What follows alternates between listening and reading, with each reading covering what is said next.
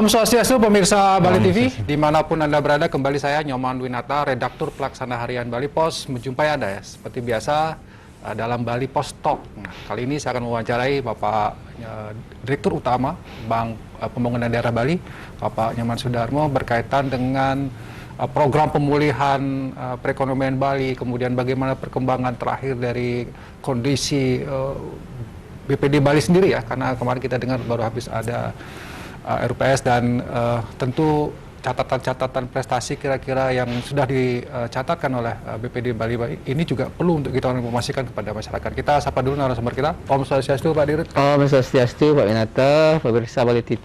Om Swastiastu. Tapi gatel kena sehat ya? Sehat. Tetap semangat, ya, semangat. Karena sudah ada paling tidak titik terang ya bagi pariwisata Bali ya, Pak. Ini sudah dibuka Bali karena kasus COVID itu sudah mulai melandai dan ini kabar baik buat kita bersama.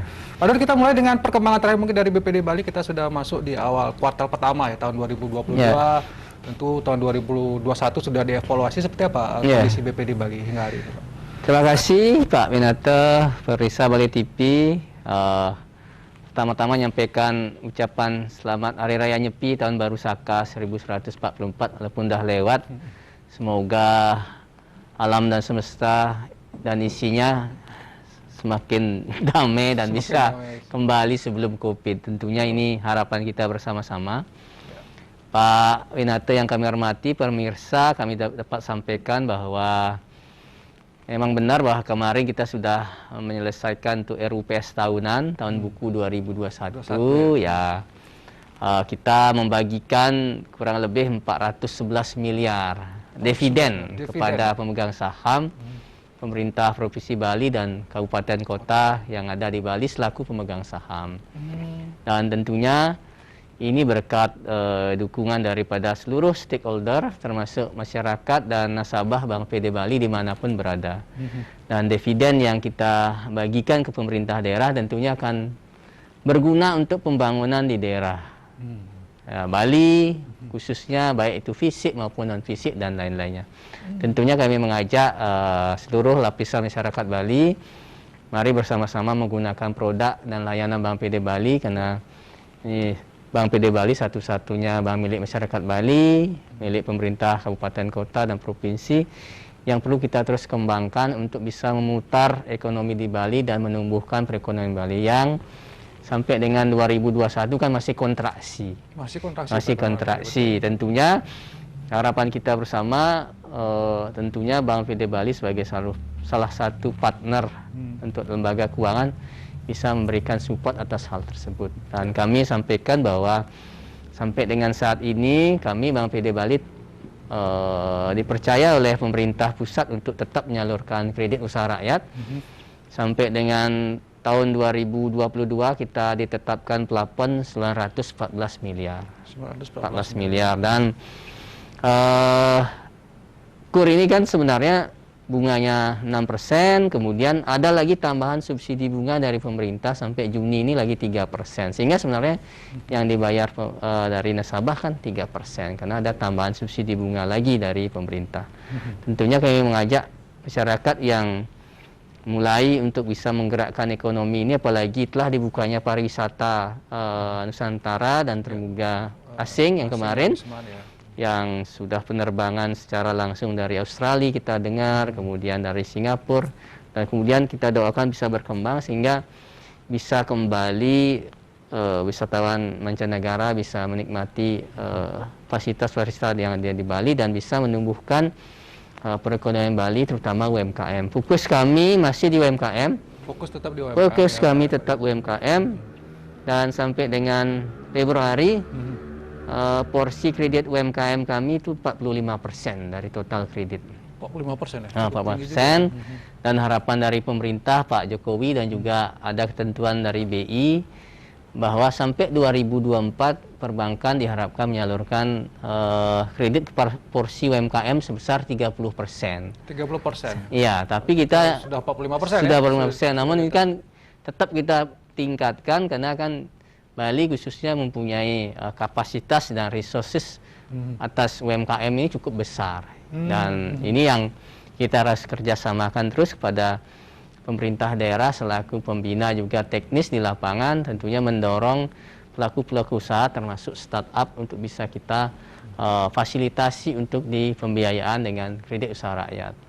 Dan tentunya kita juga di luar itu juga ada program kredit Mesari namanya membangun masyarakat Bali.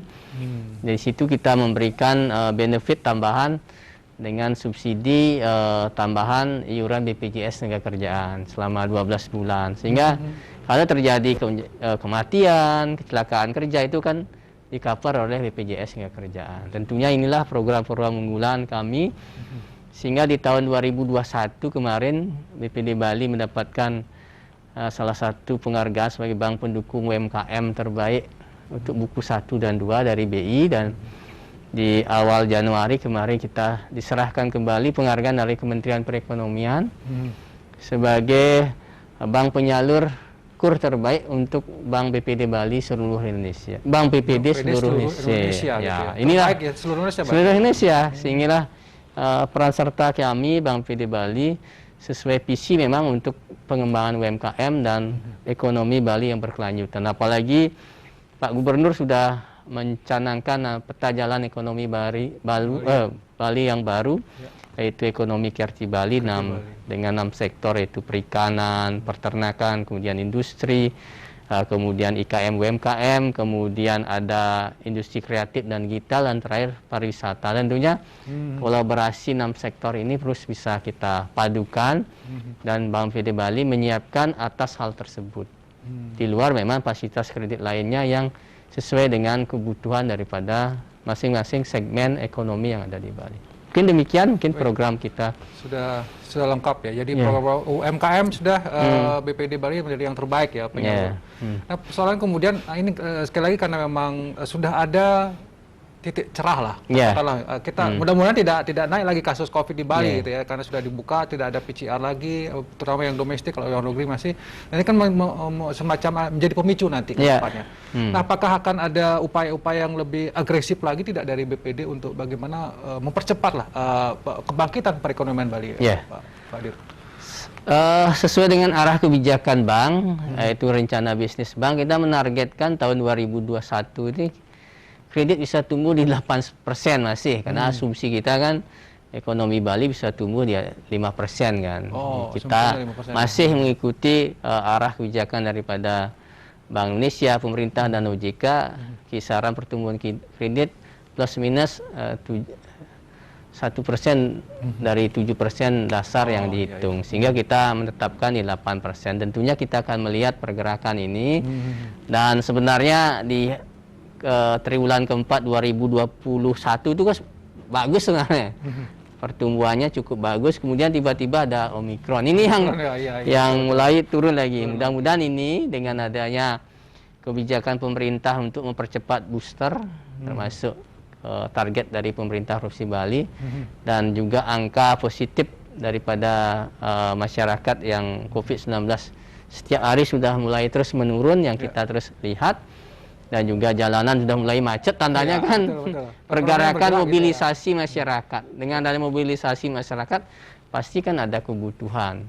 Baik itu kebutuhan atas kebutuhan sandang, pangan, dan lain-lain yang bisa memutar ekonomi. Inilah peluang kita, dan tentunya mungkin lebih akan meningkat lagi potensi ini. Tapi tetap prinsip kehati-hatian itu menjadi batasan ya. Pilar utama ya. Pak Dir, saya tertarik tentang bagaimana dukungan BPD Bali terhadap ekonomi kreatif Bali ya. Nah, ini yang konsep yang disampaikan dan dicetuskan oleh Pak Gubernur. Nah, mungkin tadi sudah disebutkan ada 6. Nah, bagaimana support sebenarnya kalau lebih detail? Apakah memang akan memberikan kredit yang lebih besar kepada sektor-sektor ini, atau seperti apa? Terutama pertanian katanya, kan kita beralih tidak lagi pariwisata, tapi pertanian dan kerajinan dan yang lain. Tahun 2021 kredit UMKM kami tumbuh 17%. Itu ada sesuai dengan sektor, kan ada beberapa sektor masuk pertanian. Kredit pertanian tumbuh cukup besar juga, hampir portofolio kita di atas 1 triliun juga. Sehingga sebenarnya kita juga membuat ekosistem mencarikan off-taker juga. Umpamanya dalam kawasan suatu subak ada pembeli dari RMU yang memiliki modal sehingga nanti sirkular ekonominya bisa berjalan. Oh. Ya, kalau tidak buat seperti itu nanti kan satu persatu tentunya kan petani biasanya dirugikan di harga jual, harus kan ditetapkan. Dengan adanya sudah kesepakatan awal dengan off-taker tentunya ini akan mendorong memperkuat atas kapasitas pemasaran kan, kepastian pemasaran udah pasti. Karena kan kalau pertanian itu kan beras menjadi pokok utama kan, dan juga menjadi kebutuhan. Apalagi akhir-akhir ini ada mengenai kenaikan harga komoditas kan, termasuk minyak goreng dan lain-lain. Tentunya ini kan peluang yang harus dikembangkan di Bali, mungkin alternatif pengganti dari minyak goreng sawit. Mungkin kalau dulu kita kenal namanya minyak tanusan, mungkin apakah bisa dikemas seperti itu sehingga menjadi produk yang ya bisa alternatif lah. Dan ini kan sirkular ekonominya bisa berjalan. Jadi memang sudah sampai gitu ya. Sudah sampai pertanian sudah diimplementasikan sebenarnya. Sudah. Ekonomi kreatif Bali ini menjadi tonggak acuan ya nanti ke depan BPD Bali ini untuk bergerak. Baik, Pak Dirut, mungkin sebagai closing statement lah katakanlah kita di dialog hari ini. Tetap intinya pada bagaimana kita ya mempercepat sebenarnya kebangkitan ekonomi Bali ini. Nah, peran serta dari BPD Bali dalam hal ini sangat penting sekali. Nah, apa yang akan dilakukan, bagaimana harapan Pak Dirut sebagai katakanlah salah satu stakeholder yang akan menggerakkan ekonomi Bali ini ke depannya, Pak? Kami BPD Bali harapannya adalah adanya sinergi yang pentahelik ya. Ada pelaku usaha, ada pemerintah, ada kampus, dan kami pun sudah sekarang kerjasama dengan kampus untuk kampus Merdeka. Programnya adalah magangnya dia tidak di bank langsung, dia mendampingi UMKM. Kami buat seperti itu, sehingga bisa membuat ya salah satu mungkin kalau yang di akuntansi bisa membantu catatan keuangan.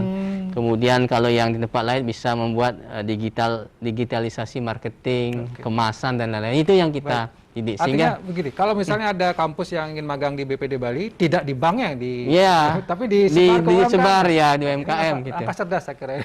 Cukup bagus ya. Dan itu sudah berjalan ya Pak Dirut? Sudah mulai jalan nih, mulai tanggal 18 ini. Sehingga kita coba ini dan kita padukan kan ini menjadi program yang memang menjadi sinergi ya. Tidak Tridharma Perguruan Tinggi berjalan, program pentahelik yang kita inginkan itu bisa berjalan. Mungkin demikian. Baik, ya itu sudah merupakan hal yang nyata gitu ya. Sebenarnya itu langkah cerdas cukup bagus sekali untuk bisa dilaksanakan karena memang tenaga-tenaga dari mahasiswa dari perguruan ini penting sekali. Penting sekali, tidak hanya memikirkan bagaimana menyalurkan kredit, tapi juga kreditnya bisa berjalan dengan baik. Ini UMKM-nya harus didampingi.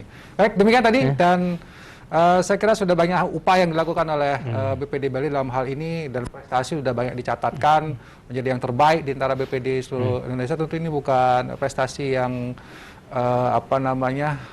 ini yang terbaik lah yang mungkin bisa dilakukan, dan tentu kita berharap Bali ini segera bangkit dari keterpurukannya akibat pandemi seiring dengan sudah dibukanya pintu bagi wisatawan mancanegara dan juga domestik untuk bisa berjalan-jalan atau berwisata di Bali. Mudah-mudahan ini harapan kita bersama bisa terwujud. Demikian Bali Post Talk kali ini, saya ucapkan terima kasih atas perhatian Anda. Saya tutup dengan Parma Santi. Om Santi. Terima kasih, sampai jumpa.